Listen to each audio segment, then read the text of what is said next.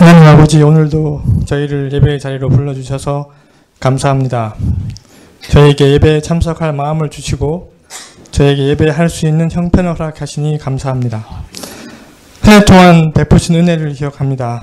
영육간에 저희를 지키시고 귀한 말씀을 많이 접하게 해주셨는데 저희가 붙들지 못하고 잃어버린 것도 참 많습니다. 하오나 바로 그냥 저에게 계속 은혜를 주시고 그 은혜를 귀하게 여기고 지키는 은혜 또한 주시옵소서. 연로한 성도님들과 저희 부모님들을 올해도 지켜주셔서 감사합니다. 그러나 몸이 체하여 갈 때 그것을 저희가 보는데 주여 그들을 붙드시고 그 영과 마음을 날로 새롭게 하여 주십시오. 주여 저희 자녀들을 주께 위탁합니다. 부모된 자들이 더욱 하나님을 알고 사랑하고 하나님 앞에서 경성하게 하시고 그것이 자녀들에게 전해져서 부모 자녀들이 함께 신앙의 길을 잘 걸어갈 수 있도록 은혜를 허락해 주십시오. 하나님, 저희가 많이 기대하였던 일들과 희망을 품었던 정치적인 사건들이 다시금 앞으로 알 수 없는 혼란에 빠져들고 있습니다. 일이 잘 되는 것처럼 보였을 때도 암담해 보이는 지금도 동일하게 하나님을 의뢰하고 지금의 상황을 하나님께 올려드립니다. 주여 저희를 불쌍히 여겨 주옵소서. 오늘도 말씀을 전하는 목사님에게 힘을 주셔서 주의 말씀이 능력 있게 선포되게 하시고 저희 심령에 그것이 뿌려져서 30배, 60배, 100배 결실을 거두게 하여 주옵소서. 예수님 이름으로 기도합니다. 아멘.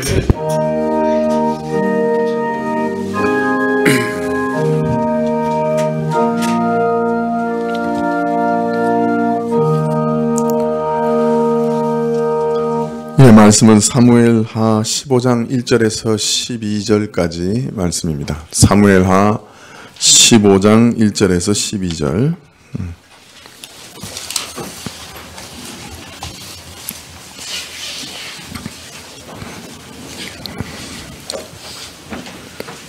사무엘하 15장 1절에서 12절.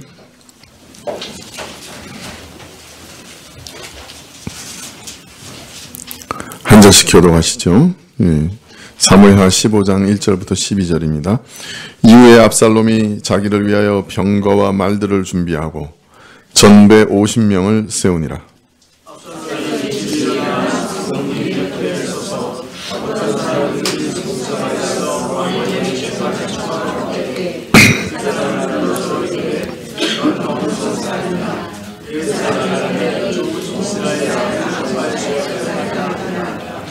압살롬이 저에게 이르기를 내 일이 옳고 바르다마는 내 송사 들을 사람을 왕께서 세우지 아니하셨다 하고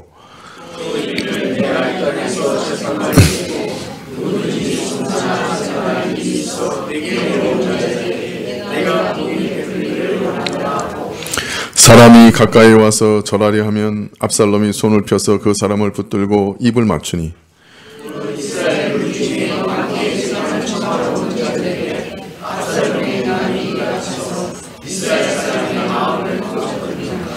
사 년 만에 압살롬이 왕께 고하되 내가 여호와께 소원한 것이 있사오니 청컨대 나로 헤브론에 가서 그 소원을 이루게 하소서.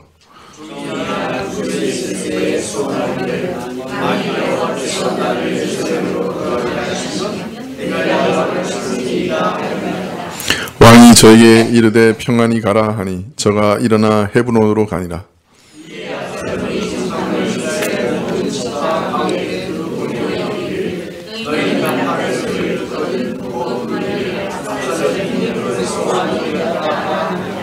그때 압살롬에게 청함을 받은 200명이 그 사기를 알지 못하고 아무 뜻 없이 예루살렘에서 저와 함께 갔으며 제사 드릴 때 압살롬이 사람을 보내어 다윗의 모사 길로 사람 아히도벨을 그 성읍 길로에서 청하여 온지라. 반역하는 일이 커가매 압살롬에게로 돌아오는 백성이 많아지니라.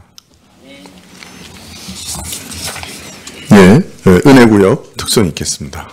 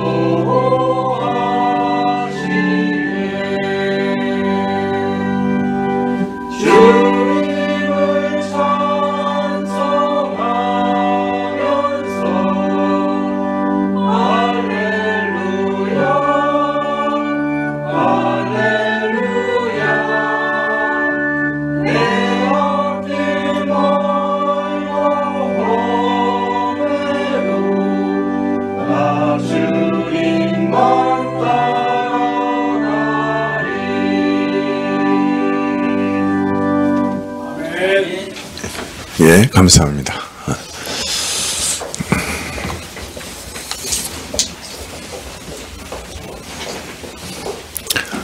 예, 지난 시간에 우리는 압살롬이 요압을 강박해서 붙인 다윗과의 화해를 주선하게 하고 요압의 요청을 들은 다윗이 압살롬을 불러 대면하고 아들과 입 맞추는 장면까지 읽었습니다. 그러나 이 만남은 매우 어색했죠. 아버지와 아들의 온전한 화해와 또 그로 인한 그 애정 이런 것들이 전혀 거기 보이지 않았습니다.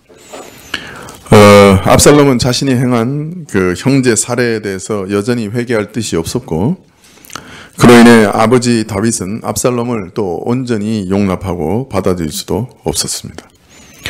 눈물의 화해도 없었고 헤어진 기간 동안에 안부도 없었고 다만 어정쩡한 화해만 있었습니다. 압살롬은 자신이 여전히 아버지의 눈밖에 나 있다는 것을 확인하는 과정이었을 뿐이고 아버지에게 온전히 용납되지 못한 것을 발견했고 확인하게 되었습니다. 그로 인해 자신에게 왕권도 상당한 거리가 있다. 자신에게 왕권도 상당한 거리가 있다 하는 것을 확인했겠죠. 이러한 다윗의 마음을 읽게 되자 압살롬은 이제 또 다른 모략을 세우게 됩니다. 2년 동안 치밀한 계획을 세워 그 형 암논을 살해했던 압살롬이 이제 4년 동안 치밀하게 이 일을 도모하여 때가 되자 붙인 다윗을 제거하고 스스로 이스라엘 왕이 되려고 반역을 일으킵니다. 사무엘하 15장은 이 과정을 기록하고 있죠. 아버지 다윗은 하나님의 기름 부음을 받고 이스라엘의 왕이 되었습니다. 그러나 스스로 왕이 되려고 한 시도는 단 한 번도 없었죠. 오히려 자기를 죽이려고 하는 사울 왕을 제거할 수 있는 기회가 2번이나 주어졌지만 하나님께서 친히 기름 부어 세운 사울 왕을 죽일 수 없다고 해서 그 기회를 사용하지 않습니다. 그러나 압살롬은 다윗이 가졌던 이런 믿음이 전혀 없었지요. 이스라엘, 즉 교회의 수장은 하나님이 정하시는 것이었습니다. 하나님이 기름 부으심으로 임명되는 것이었죠. 그런데 압살롬에게는 전혀 이것에 대한 생각이 없었습니다. 이스라엘의 본질이 무엇인가? 이스라엘의 왕이 누구인가? 이런 사실은 전혀 몰랐어요. 그는 그저 권력이 탐나서 스스로 교회 왕이 되려고 했을 뿐이에요. 교회가 무엇인지, 그 본질이 무엇인지, 누가 그 치리자가 되어야 하는지, 하나님께서는 어떤 방식으로 그에게 자신의 뜻을 드러내시고 왕으로 임명하시는지 이런 것에 대한 어떤 지식이 전혀 없었어요. 그런 생각도 없었죠. 그는 하나님의 기름 부음 받은 자를 대항하고 죽이려고 했지만은 일말의 양심의 가책도 없었어요. 그가 자신의 친아버지인데도 불구하고 자신에게 주어지지 않으면 아버지를 죽여서라도 왕권을 빼앗아 차지하려고 했던 것이죠. 이것은 그저 세상에서 볼 수 있었던 그런 세상의 모습이죠. 이방의 철학과 방식이죠. 압살롬은 교회 안에 머물러 있었지만 사실은 교인이 아니었던 거죠. 오늘 말씀 15장 1절에 보면 이제 반역의 과정이 나오는데 이후에 압살롬이 자기를 위하여 병거와 말을 준비하고 전배 50명을 세우니라. 부친을 만난 후에 반역을 결심한 압살롬은 자신을 위해 병거와 말들을 준비하였고 50명의 호위 무사를 앞세우고 다니며 그 위세를 과시했습니다. 요사이 대통령이 이동할 때 어떻게 합니까? 한번 보셨어요? 대통령 이동하는 장면을? 어떻게 합니까? 앞에 사이드카가 쫙 씁니다. 삼각형으로. 그리고 신호는 다 파란불로 바꿔놓고요. 사이드카로 이렇게 쫙 합니다. 제가 그 뭐죠? 1년에 한 번 있는 국가 조찬 기도회? 그거 참석하려면 5만 원씩 내야 돼, 밥값. 그런데 그거 아무나 참석 못해. 국가조찬기도회에서 그 뭐라 그래, 초청장을 보내야 돼요. 그 초청장에 지로로 언제까지 5만 원을 보내세요, 이렇게 나와 있어요. 그러니까 이거는 초청 받는 것도 어렵고 받으면 5만 원을 내야 돼. 그 가면 또 목사님들이 거기서 용비어 첨가하고 있어. 그래서 저는 초청 받고 우리 이제 총회장님이 꼭 가시니까 군문학까지 갔다가 총회장님 배웅해드리고 그냥 나왔어요. 그래서 한 번도 간 적이 없었어요. 그 앞까지는 배웅해드렸는데, 근데 제가 배웅하고 나오면 꼭 대통령이 와요. 근데 대통령이 나올 때 어떤 모습으로 오냐? 사이드카가 쫙 먼저 삼각형으로 앞으로 쫙 빛 반짝반짝 하면서 쫙 오고, 그 다음에 이제 그 뭡니까?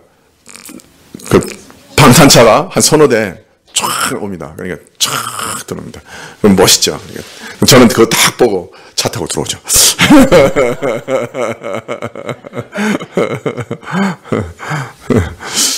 속이 좀 이상한 사람인 것 같아. 베베 꼬였나 봐. 하여튼 용비어 첨가하는 건데 네가 앉아 있지를 못해.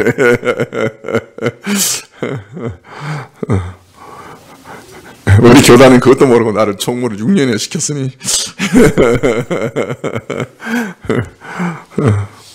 이거 바깥으로 나가면 안 되는데.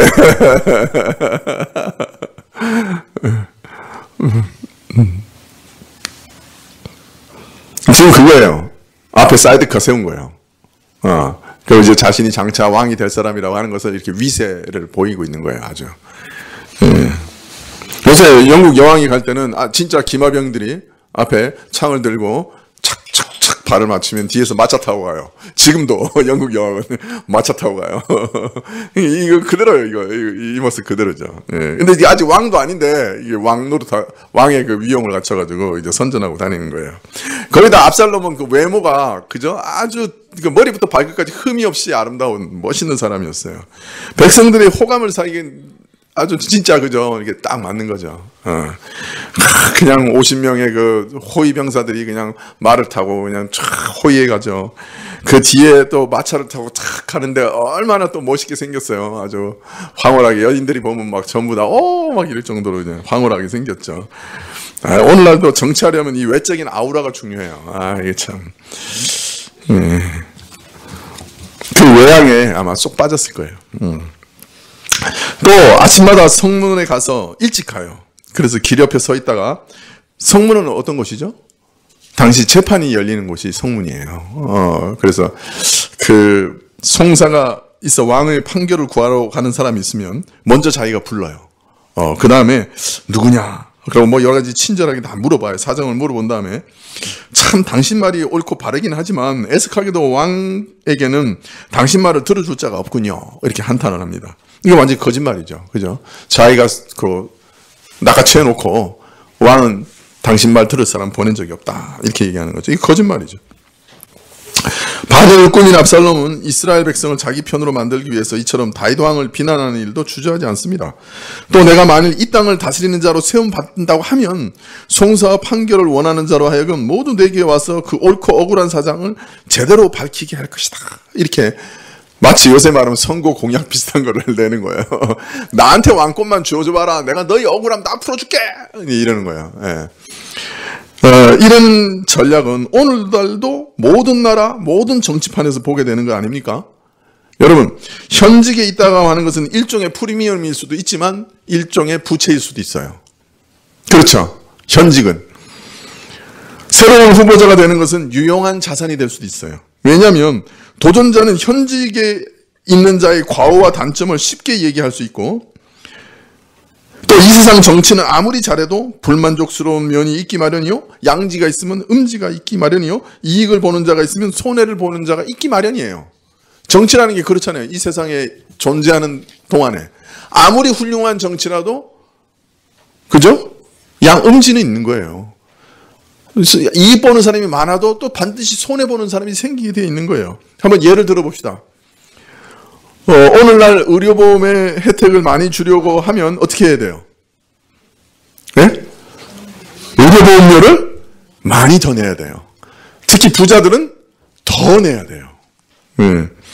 자, 혜택을 보는 자가 많을까요? 보험료를 많이 부담하는 사람들이 늘어나는 게 수가 클까요? 혜택을 보는 자가 클까요? 돈을 많이 부담하는 사람의 수가 클까요? 네? 더 많아져요? 혜택을 받는 사람은 MRI 찍는 사람이 많아요? 아니면 보험료 내는 사람이 많아요?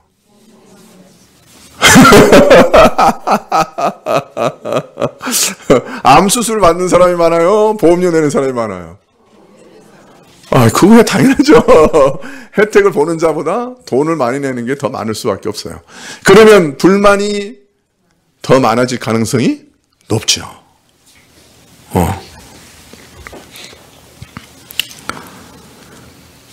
자, 그러면 이런 정책은 공격받기 쉽죠. 그리고 이렇게 말할 수 있을 거예요. 만일 자기를 선택해 준다면 현직에 있는 자보다 더 잘할 수 있다. 모든 도전자의 전략이 바로 이것이죠. 내가 더 잘할 수 있다.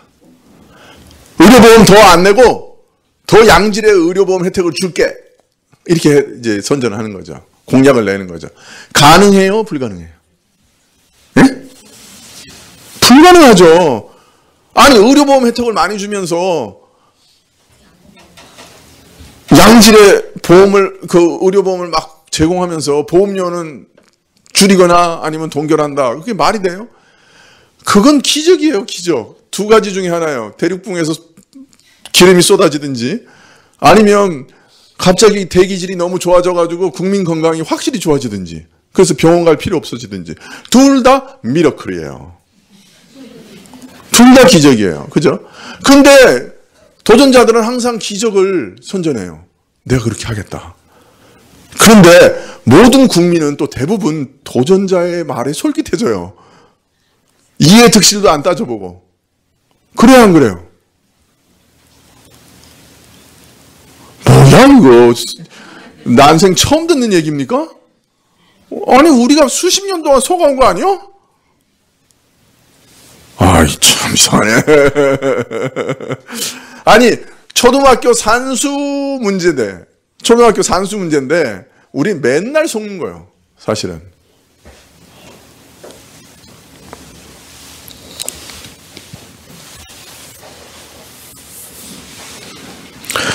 사실은 우리가 정치인들의 공약을 잘 살펴봐야 돼요.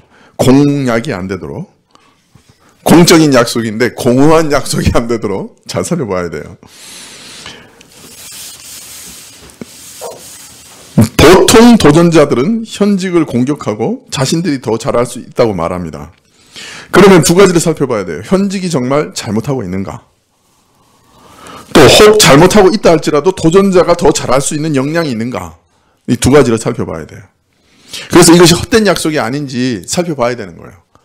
민주주의는 똑똑한 국민이 만드는 거예요. 그래서 우리 교회에서는 투표할 때 공약을 내걸지 않도록 해요. 공약이 되기 쉬워요.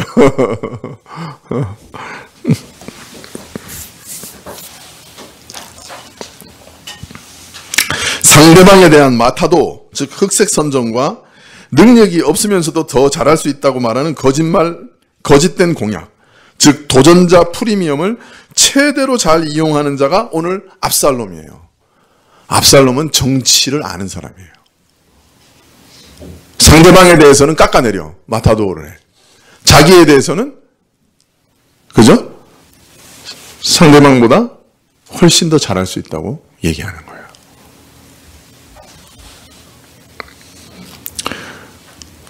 그런데 문제는 이것이 동서고금 어디서나 잘 통하는 전략이에요. 상대방을 마타도하거나 내가 상대방의 약점을 붙잡고 내가 저 사람보다 훨씬 잘할 수 있다라고 말하는 이 선거 전략은 어디서나 잘 통해요. 예, 앞으로 선거에 나갈 사람은 잘 생각해 봐야 돼요. 예.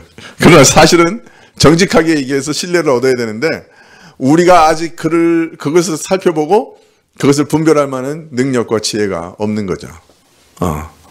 어떤 면에서는 산수 문제인데 그것도 분별 못하는 거죠.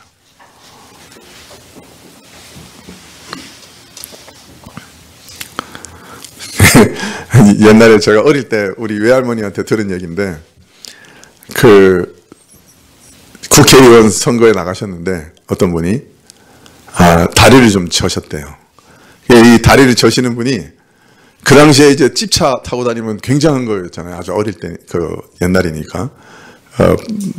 근데 이제 찝차를 일부러 그 높은 벼랑에다가 밀어서 떨어뜨렸대요. 그런 다음에 선전을 했대요. 이 다리 병신이 선거운동하러 다니는데 상대방이 와서 몰래 차를 절벽에다가 밀어 떨어뜨려서 다니지도 못하게 만들었습니다. 그래서 그 사람이 압승했대. 대단하죠?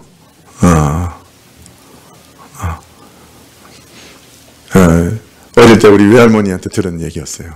그때부터 제가 정치적인 감각이 생긴 것 같아요. 정치는 원래 이런 거구나. 네. 이렇게도 하는구나. 네.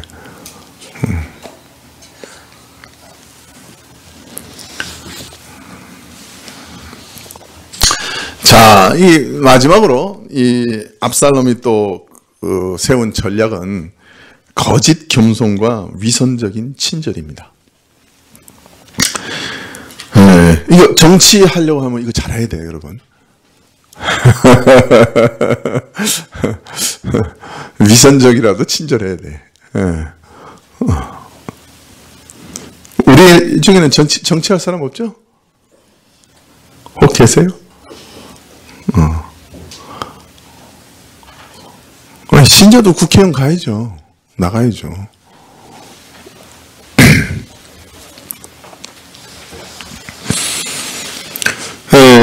근데 이제 문제는 이게 친절해야 되는데 거짓 친절이고 위선적인 친절이라는 데 문제가 있는 거죠.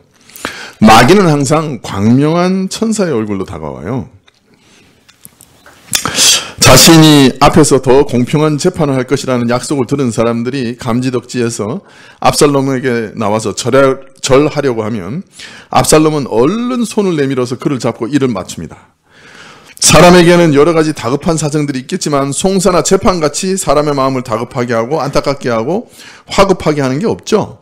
재판이 열리면 사람이 정신이 없어져요. 그래서 누구라도 자신의 억울한 사정을 들어줄 사람만 있다고 하면 지푸라기라도 잡는 심정으로 그 마음이 기울어지게 되어 있어요. 말 한마디라도 내 편 거들어주면 그렇게 고마울 데가 없죠. 압살롬은 이런 사람의 심리를 교묘하게 이용해서 부친 다윗을 무능한 왕으로 몰아세우며 또한 자신이야말로 이스라엘의 사정을 가장 잘 알고 내 일처럼 돌봐줄 왕제목이라고 하는 것을 알리고 있는 것입니다. 마치 입안에 혀처럼 비위를 맞추어주고 가려운 데를 긁어주는 사람으로 자기를 나타내 보이고 있는 것이죠. 오늘 현실 정치판을 그냥 보고 있는 것 같아요. 이 압살롬을 보면. 그만큼 이 압살롬이 정치적인 감각이 뛰어난 거죠. 칭찬이에요, 욕이에요. 네. 자, 그런데 오늘 교회도 마찬가지예요. 거짓된 언행으로 신자들을 속이는 일이 허다해요. 제가 아는 어느 교회는요, 한 2만 명 모이는 교회인데요. 제 선배예요. 그 교회의 전도 전략은 우리 목사님은 참 사랑이 많은 좋은 목사님이다라는 거예요. 그 교회 교인들은 전부 전도할 때 우리 교회 한번 와봐. 우리 교회 목사님 정말 사랑이 많으셔. 이렇게 전도해요. 이상하죠?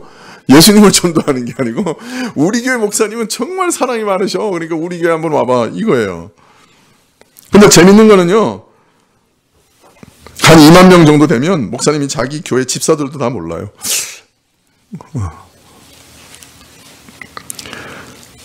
근데 사랑하기는 어떻게 사랑하고 어떻게 사랑이 많은 거예요? 근데 그 목사님요, 또 6일 동안 몸이 안 좋으셔서 제주도 가서 골프 치세요. 토요일 날 올라와서 주일에 설교하시고 월요일 날 다시 내려가세요. 근데 사랑이 넘치는 목사님이에요. 어떻게 선전선동을 하면 그렇게 믿을 수 있는지 저도 좀 배웠으면 좋겠어요. 네. 사랑이 많으면 얼마나 많겠어요, 사람이. 우리 예수님께서 우리 한 사람 한 사람 사랑하시는 거하고 비교나 할 수 있겠어요? 사실 목사에게 가장 중요한 것은 성품도 아니고, 그래도 성품 중요하죠. 사랑도 아니고, 사랑도 중요하죠. 네. 친절도 중요하고, 중요한 거 아니고. 아니요. 친절도 중요하죠. 네. 공감 능력 중요하죠. 행정력 중요하죠. 네. 갈수록 저는 작아지는 느낌이 드는데. 그러나 목사에게 있어서 가장 중요한 것은 뭘까요? 그 목사의 근본적인 부르심이 말씀을 해석해서 전하는 거잖아요. 그죠? 그가 하나님의 말씀을 올바르게 해석하여 바르게 전하는가? 사도들의 전승을 잘 전하는가? 거기 그 가치가 있는 거예요.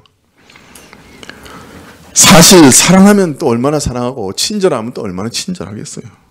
공감 능력, 자기도 자기가 누군지 모르는데 뭘 다른 사람은 공감해? 이러면 좀 너무한 건가요? 내가 없으니까 이렇게 시기 질투하는 거예요. 행정력? 공무원입니까? 행정력. 여러분 다 아시죠? 네. 제가 지금 시기 질투하고 있는 거죠. 네. 그렇지만, 그럼에도 말씀을 잘 전하느냐? 꼭 5%는 졸아요.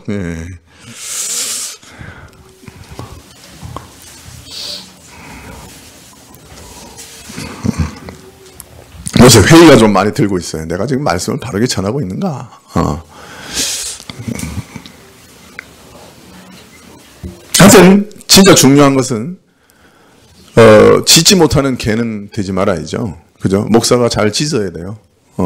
개는 원래 잘 짖어야 되는 거예요. 그래서 목사는 설교하는 것이 제일 중요합니다. 그것도 올바로 설교하는 것이 중요합니다. 잘 전한다고 해도 내가 원하는 설교, 내 귀에 맞는 설교, 그거 좋은 것 아닙니다. 하나님의 말씀을 잘 해석하고 바로 전하느냐, 그게 더 중요한 것이죠. 여러분, 압살롬은 이와 같이 사람의 심리적 약점을 잘 꿰뚫고 그 마음을 선동하며 움직이는데 천부적인 소질을 가진 영리하고 간악한 사람이었습니다.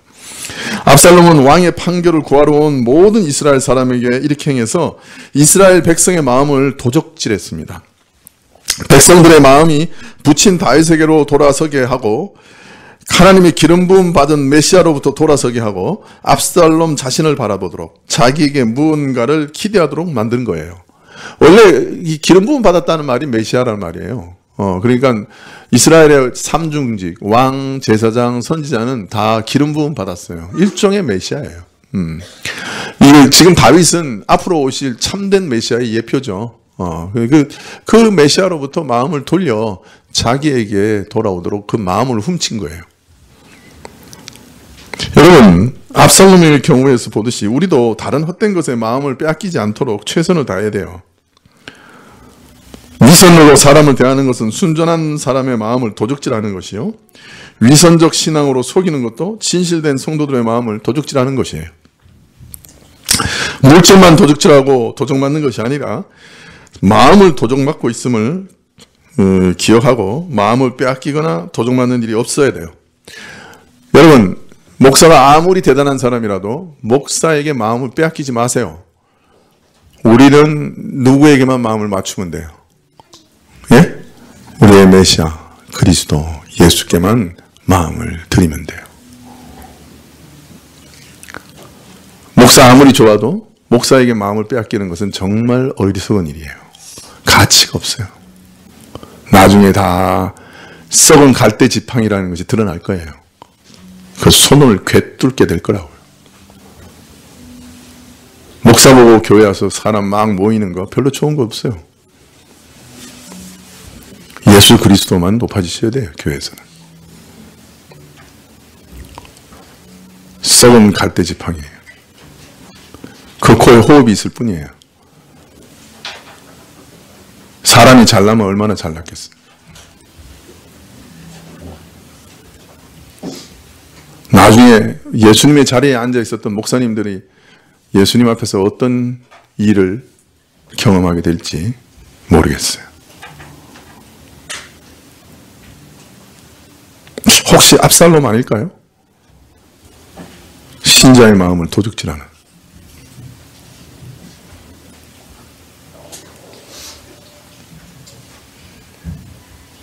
목사들은 압살롬이 다 되고 싶어요. 신자들의 마음을 다 가지고 싶다. 그러나 그 마음 자체가 압살롬이에요. 반역이라, 반역. 반역이란 말이에요.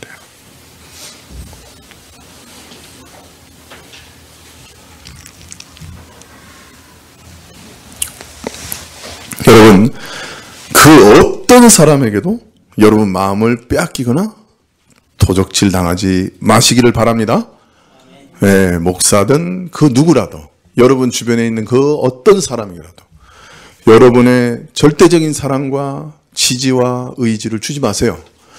그것을 얻으실 수 있는 유일한 분은 예수님 한 분뿐이십니다. 믿으십니까? 네, 그건 잊지 마세요. 괜히 사람 의지하다가 썩은 갈대 지팡이에 찔려가지고 끙끙 앓지 말고 그거 찔리면 엄청 아파요. 나중에 신앙도 잊어버릴 수 있어요.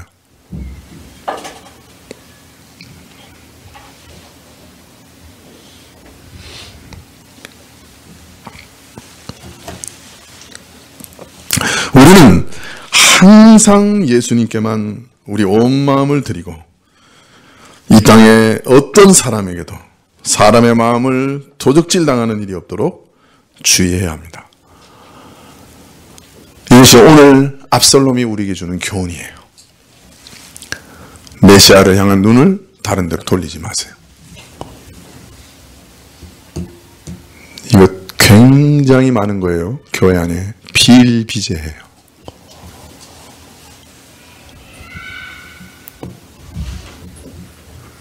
그러면 잘못하면 압살롬을 추종하면서 사는 겁니다.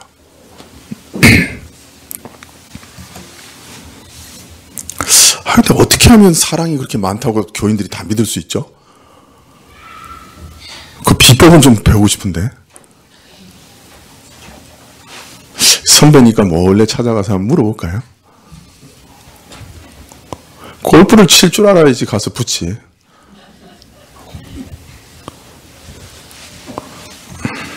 (7절에) 4년 만에 압살롬이 왕께 고하되 내가 여호와께 서원한 것이 있사오니 청컨대 나로 헤브론에 가서 그 서원을 이루게 하소서. 이렇게 헛된 소리를 많이 하는데 좋으시면 저는 더 어떻게 할 도리가 없어요.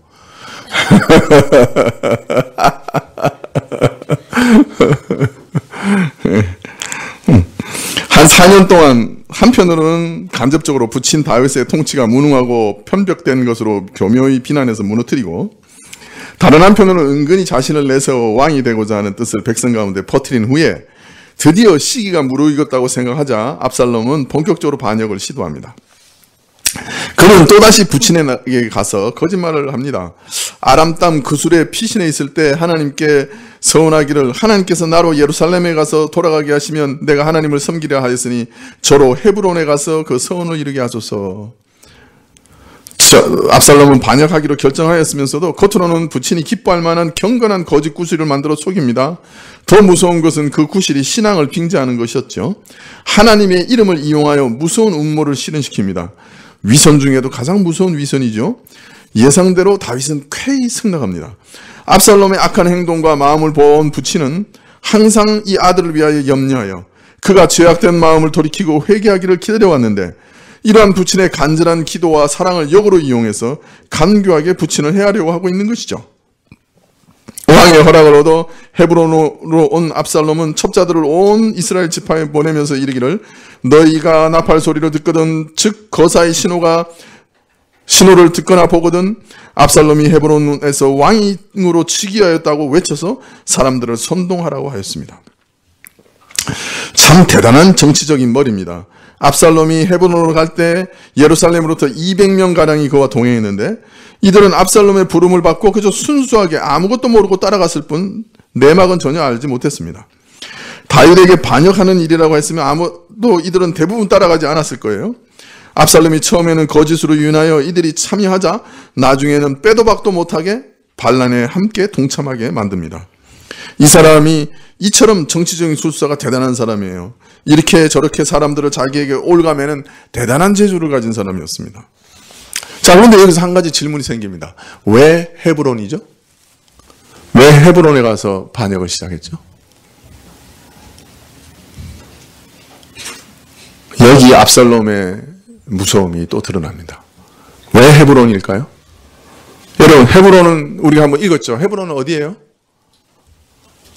다윗이 블레셋에서 처음으로 유다 땅으로 올라와서 유다 족속의 왕이 된 곳이 어디예요?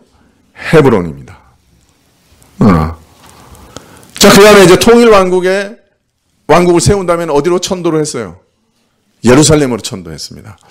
혹 헤브론에서 그 왕도에 살다가 변방으로 밀려났죠. 이스라엘의 왕도를 다윗이 예루살렘으로 옮겨갔으니까 혹 불만을 품은 사람들이 없었을까요? 예? 있었다면 그죠?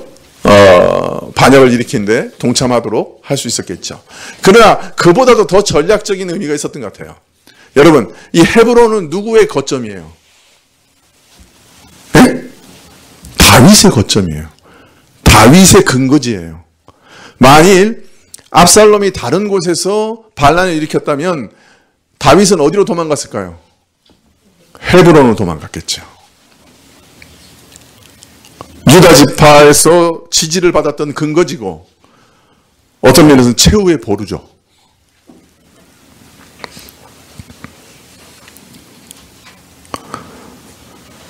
반역이 일어났을 때 다윗 왕이 도움을 받으려고 할 때 가장 먼저 떠오르는 데가 어디겠어요? 유다 지파죠.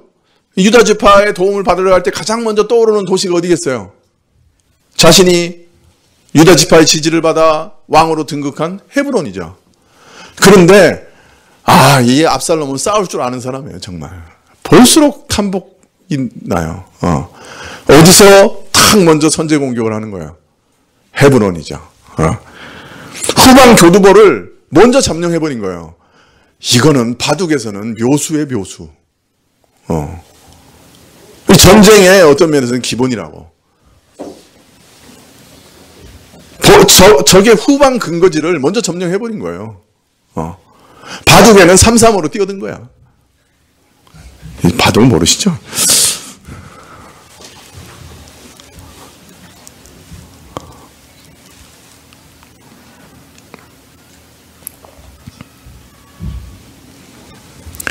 압살롬이 먼저 헤브론을 점령함으로 다윗이 유다 지파의 옹호를 받아서 압살롬을 공격하는 것을 힘들게 하고 헤브론으로 피신하는 것도 어렵게 합니다.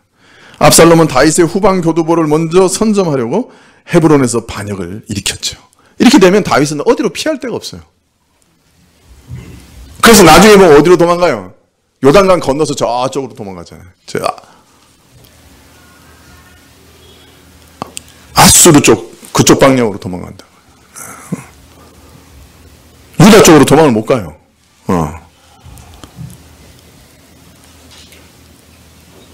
반란을 일으키려면 이 정도는 해야 돼.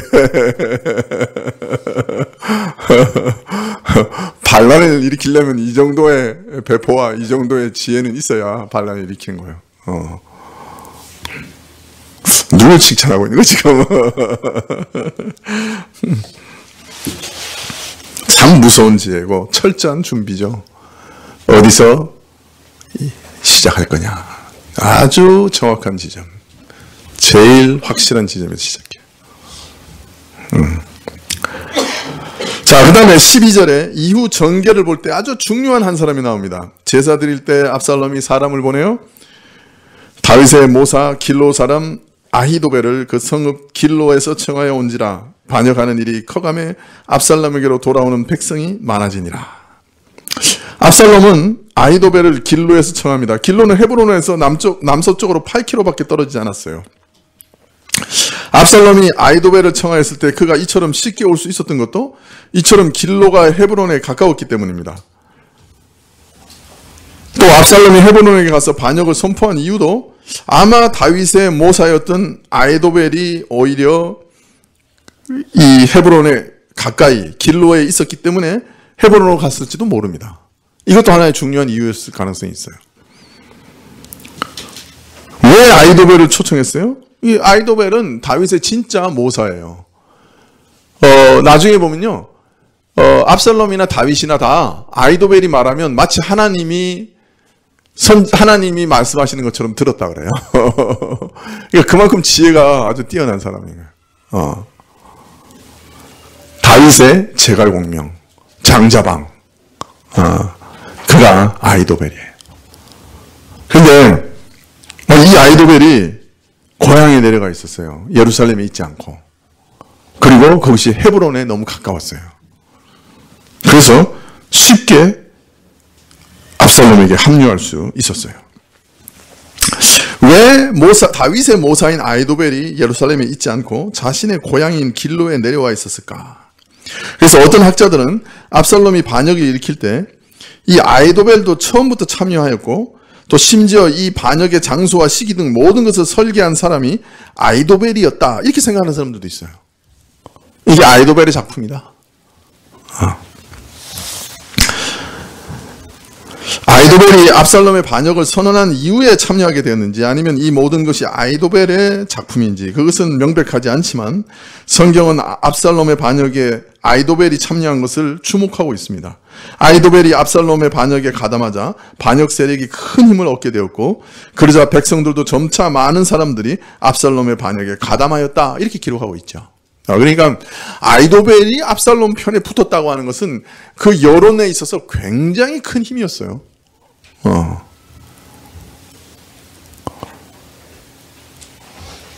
근데 아히도벨이 압살롬에 붙은 거예요.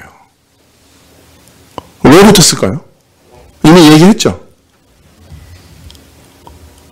길로 사람 사무엘하 23장 34절에 보면 다윗의 장군들에 대해서 설명하면서 마아가 사람의 손자 아하스베의 아들 엘리벨렉과 길로 사람 아히도벨의 아들 엘리암과, 그러니까 길로 사람 아히도벨, 지금 이 압살롬에 붙은 아히도벨의 아들이 엘리암이에요. 그건 그 다윗의 장군 중에 한 사람이었어요. 자, 그런데 이 엘리암의 딸이 누구예요? 바세바예요. 네, 그래서 사무엘하 11장 3절에 보면 다윗이 보내어 여인을 알아보게 하였더니 고하되 그는 엘리암의 딸이요 햇사람 우리아의 아내 바세바가 아니니까, 이렇게 돼. 엘리암의 딸이에요. 그러니까 다른 말로 말하면 바세바는 엘리암의 딸이고 아히도벨의 손녀예요. 자, 그러니까 다윗에게 자기 손녀의 일로 반감을 가지게 된 아히도벨은 예루살렘에서 다윗과 함께 하지 않고 그의 고향인 길로로 일찌감치 내려가 있었고 바세바 사건은 아히도벨과 압살롬을 규합시킨 원인이 되었다고 볼 수 있습니다. 만약 일이 이렇게 돌아간 것이라면 아히도벨의 배신 또한 다윗의 자업자득이다 라고 말할 수 있겠죠. 뿌린 것을 거두고 있는 것이죠.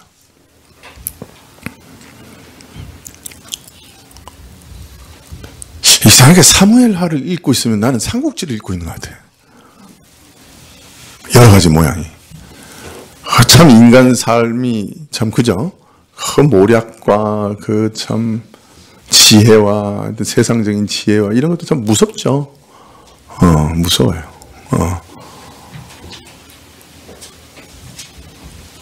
판세를 읽을 줄 알고 그것을 뒤흔들 줄 알고 그것을 조절할 줄 알고 이런 사람들이 있는 거예요, 세상에는. 네.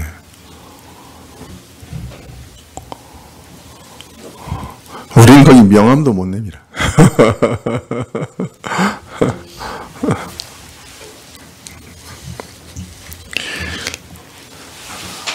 그러나 그 모든 것도 하나님의 주권적 손길에서 벗어날 수 없죠.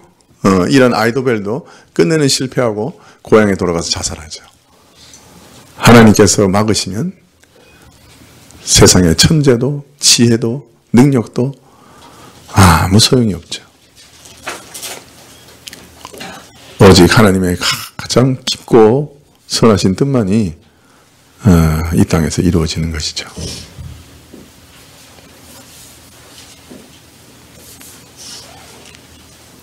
만일 아히도벨과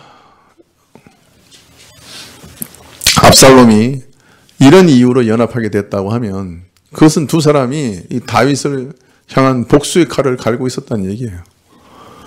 그래서 스스로 복수하기 위해서 들고 일어나 반역을 일으킨 것이죠.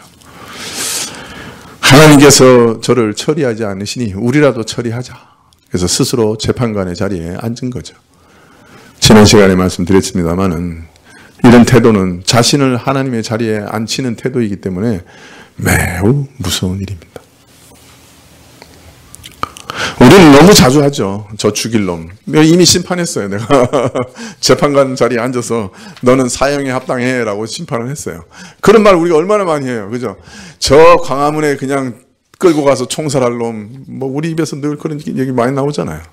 뭐 우리가 늘 하던 얘기잖아요.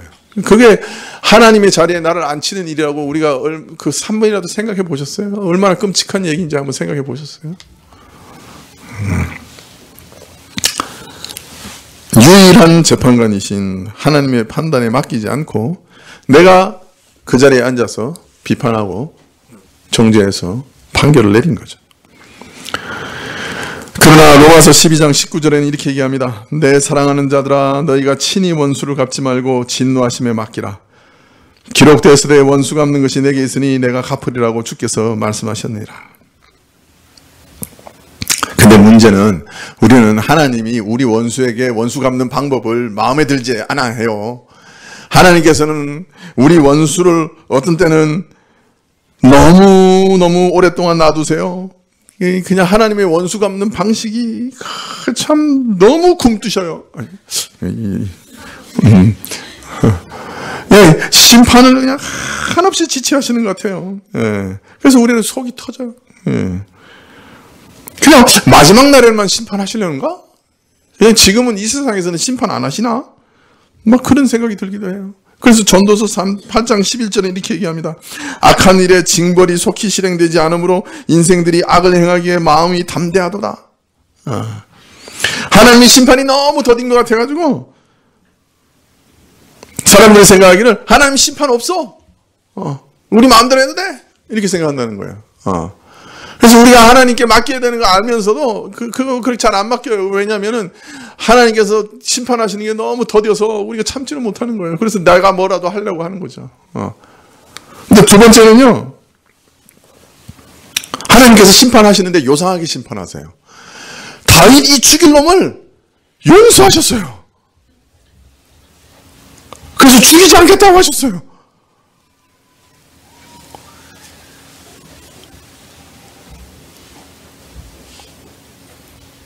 내가 다윗일 때는 난 너무 행복하지.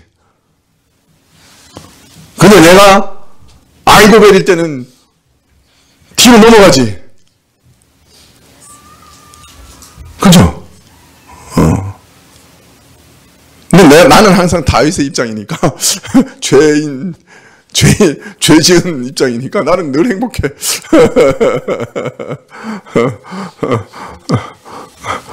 여러분은 아니죠? 아이도벨인가요? 여러분은? 압살롬까지요? 아니 하나님 심판이 마음에 안 들어요. 용서하시고 풀어주시고 영혼을 구원해 주시고 큰 악당도 지옥에 안 던지시고 천국으로 인도하셔요. 속 터져요. 옛날에 어떤 인터넷에서 본 그 구절이 아직도 그 마음에 오래 남아요. 나는 전두환 대통령의 영혼을 위해서 기도하지 않는다. 하나님 전두환 대통령이 회개치 않게 해주세요.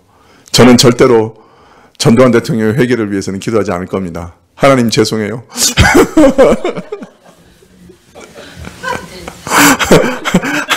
어떻게 그렇게 마음에 쏙 드는 기도를 했는지 이거 참 오늘 정말 제가 좀 이상해요.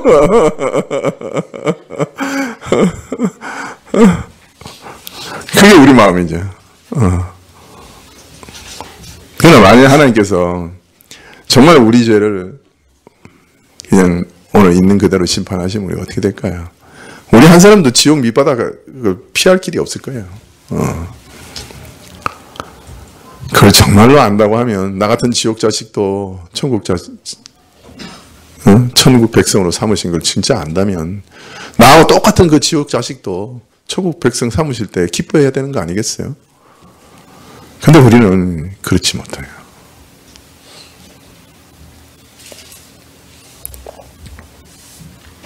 일단 하나님의 심판은 너무 더디시고 두 번째로 하나님이 심판하시는 방식이 전혀 마음에 안 들 때가 많고 그렇다고 하나님이 세우신 대리 통치자 세상 재판관에 간다고 해도 올바른 재판이 되지도 않아요. 유전무죄, 무전유죄예요. 심지어는 이 경우에는 세상 최고 재판관은 누구야? 다윗이야. 다윗을 재판장에 가서 고소하기도 힘들어. 아, 속 터져. 그런 상황이에요. 그러니까 반역을 일으킨 거예요. 뒤집자. 자, 여러분 어때요? 제가 말하는데 막 동감이 막 되죠? 그죠? 왜 여러분이 다 나하고 똑같은 압살롬이요 아이도벨이라서 그래요. 동감했죠? 그게 바로 아이도벨과 압살롬이라는 말이에요. 우리가 본성적으로 부패했어요. 하나님의 진정한 선하심과 공의가 뭔지도 몰라요. 우리는 하나님의 자비와 긍휼이 사랑이 뭔지도 모른다고요. 그래서 우리는 여전히 아이도벨이고 여전히 압살롬에 공감이 가는 거예요.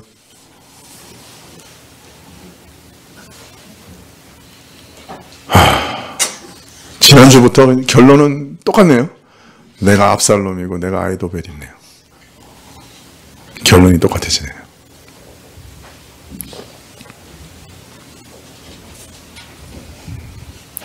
아니, 우리 교회에서는 언제 내가 다윗이고 내가 바울이고 뭐 이게 나올까요? 다윗 나왔죠. 바세바를 범할 때. 내가 다윗이죠.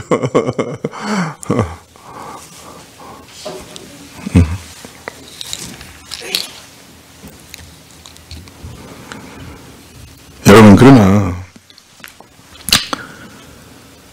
주님의 심판은 너무 느리고 악한 자에게도 구원과 은혜를 베푸시는 불공정한 심판이라는 생각이 우리 머리에서만 일어나는 생각이지 실제는 그렇지 않습니다. 하나님의 심판은 우리가 우려하는 것처럼 공의에 대해 그렇게 헐렁하고 감상적으로 집행되지 않아요. 우리는 하나님이 탁월한 구원자이신 것을 믿는 동시에 하나님이 탁월한 심판자이신 것도 믿어야 합니다. 우리 하나님은 탁월한 구원자인 동시에 탁월한 심판자이십니다. 여러분, 계시록을 한번 읽어보세요. 하나님께서는 모든 것을 정확하게 계산하시고 확실하게 원수 갚으시는 분입니다. 우리는 이 사실을 신뢰하고 믿어야 합니다. 그래야 우리가 우리의 원수를 하나님께 맡길 수 있습니다. 그렇지 않으면 우리는 우리 복수심에서 해방될 길이 없습니다. 참으로 원수 갚으시는 분은 우리 하나님이십니다 라고 믿지 못하면 우리는 우리 자신의 복수심에서 헤어날 길이 없다고요. 우리의 그 원통함을 하나님께 맡길 수 없는 거예요. 그러나 우리는 믿습니다. 하나님은 참으로 최고의 구원자이시고 동시에 최고의 심판자십니다. 믿으십니까? 아무리 하나님 나라의 물레방아는 천천히 돌아가도 반드시 돌아갈 겁니다. 우리는 이 사실을 신뢰합시다. 하나님이 정확하게 계산하고 계시는 것을 신뢰합시다. 그리고 우리의 복수심에서 해방됩시다. 만약 우리가 하나님의 공의로운 심판을 신뢰하지 않고 우리 손에 복수의 피를 묻힌다면 어떻게 되겠어요? 우리가 오히려 압살롬이나 아이도벨처럼 하나님의 심판을 받게 될 것입니다. 억울한 일 많이 당하셨죠? 올 한 해 억울한 일 많으셨죠? 오늘 돌아가셔서 하나님 앞에서 다 풀어줍시다. 우리 원수 갚은 거 다 하나님께 맡깁시다. 그리고 우리는 원수도 사랑하는 사람으로 돌아갑시다. 한번 해보시겠어요? 집에 가서 한번 다 수첩에 적어보세요. 엄청 많을 거예요. 줄로 한번 세워보세요. 그 원수놈들. 이게 조금 찔리네. 아내가 또 나를 제1 원수 박혁이 이렇게 쓰는 거 아니야? 아이, 괴로운데. 괜히 이거 적용을 시작하자고 그래가지고. 하여튼 원수를 다 적어봅시다. 그리고 우리 마음속에서 저 북한에 있는 사람부터 시작해가지고 이름 다 적어가지고 풀어줍시다. 하나님 원수 갚으시라고 하나님께 맡깁시다. 그게 우리가 진짜 해방되는 길이에요.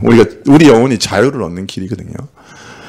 용서는 못하더라도 일단 해방을 시켜줍시다. 예수님처럼 상대방이 용서를 구하지 않더라도 용서할 수만 있으면 그건 최고고요. 최고고요. 우리 원수 갚는 것을 하나님께 맡깁시다. 그러시면 우리가 복수심에서 해방될 수 있습니다. 하나님은 신실하셔서 우리가 맡긴 것 지혜롭게 다 갚으셔요. 기도하십시다.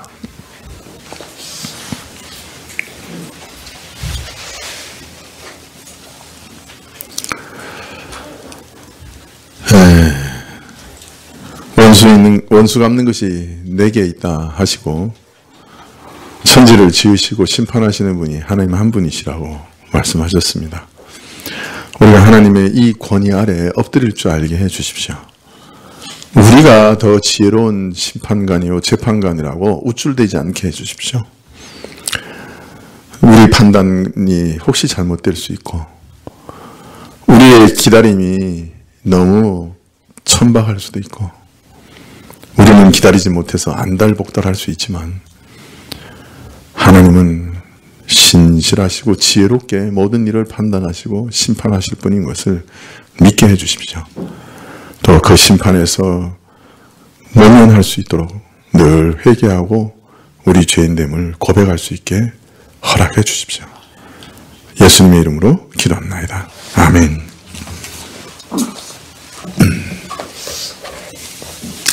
네, 주님 가르쳐주신 기도로 예배를 마치려고 합니다. 마친 후에 우리 예희가 그 아토피가 굉장히 좀 심해서 어려움을 겪거든요. 지금 이제 고등학교를 이렇게 기숙 학교로 지금 들어가게 돼 있는데 거기서 뭐 밀가루 안 먹을 수도 없고 뭐 음식이 굉장히 복잡할 텐데 지금 아토피가 많이 심해졌어요. 그래서 조금 하나님께서 근본적으로 좀 치료해 주시도록 우리 예의 위해서 기도해 주시면 좋겠습니다. 지난주에 우리 준홍이가 일단 한 대학은 합격을 했고 지금 이제 대기번호 기다리고 있는 학교도 있습니다. 하나님께서 제일 좋은 곳으로 인도해 주시도록 다시 한번 기도해 주시면 고맙겠습니다. 지난주에 우리가 열심히 기도해서 그런지 모르지만 하여튼 하나님께서 우리에게 응답을 또 주셔서 좀 안심이 되기는 합니다만은 끝까지 하나님께서 인도해 주시도록 위해서 기도해 주시면 좋겠습니다. 네, 주님 가르친 기도로 예배를 마치겠습니다. 하늘에 계신 우리 아버지시여 이름이 거룩히 여김을 받으시오며 나라의 임하옵시며 뜻이 하늘에서 이룬 것 같이 땅에서도 이루어지이다. 오늘 우리에게 일용할 양식을 주옵시고 우리가 우리에게 죄 지은 자를 사하여 준 것 같이 우리 죄를 사하여 주옵시고 우리를 시험에 들게 하지 마옵시고 다만 악에서 구하옵소서. 대개 나라와 권세와 영광이 아버지께 영원히 있사옵나이다. 아멘.